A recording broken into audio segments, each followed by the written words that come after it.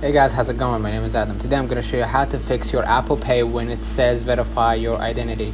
So first of all, go ahead right here to your browser and make sure there is nothing between your device's camera and the card that could obscure it.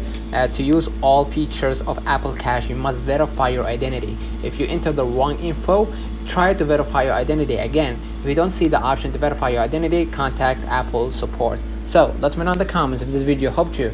Don't forget to like and subscribe, turn on the notification bell to receive every video we upload. Thank you for watching. See you in the next one.